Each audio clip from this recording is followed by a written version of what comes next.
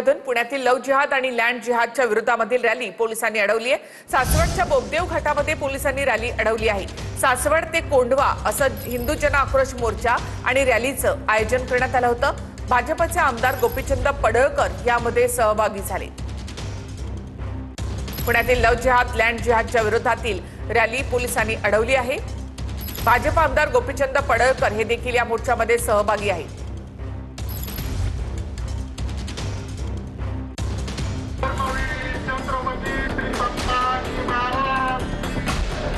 पुरंदरमध्ये हिंदू जन आक्रोश मोर्चाचं आयोजन करण्यात आलं। बोबदेव घाटातील दहशत, भिवरी ग्रामस्थांवरील खोटे गुन्हे आणि पुरंदर विमानतळ परिसरात होणाऱ्या लँड जिहाद विरोधात एल्गार पुकारण्यात आला।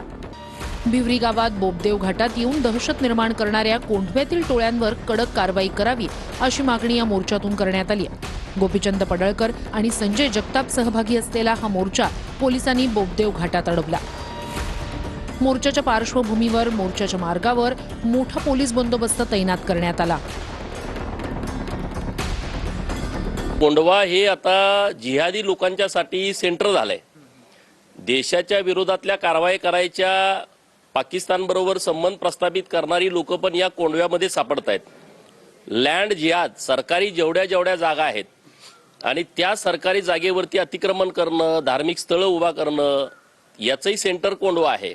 धर्मांतरणाच्या बाबतीमध्ये जे काही रसद मिळतेय ती तिथून मिळतेय आणि त्यामुळे कोंढवा परिसरामध्ये मोठ्या प्रमाणात कारवाई करण्याची आवश्यकता आहे आणि त्यासाठी आजच्या या हिंदू जन आक्रोश मोर्चाचं आयोजन केलंय। भिवरी गाव बोबदेव घाटात काही टोळक्यांकडून दहशत निर्माण करण्यात येते। प्रस्तावित आंतरराष्ट्रीय विमानतळाच्या पार्श्वभूमीवर तालुक्यातील जमिनींना सोन्याचा भाव आलाय।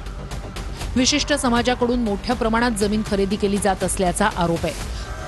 तथाकथित लँड जिहादला लगाम लावावा अशी मागणी मोर्चातून करण्यात येते।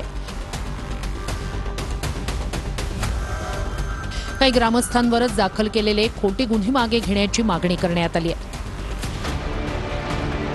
सासवडच्या शिवतीर्थावरून सुरू झालेला हा मोर्चा भिवरी बोबदेव घाट मार्गे कोंढव्यातील खडी मशीन चौकापर्यंत काढला जाणार आहे।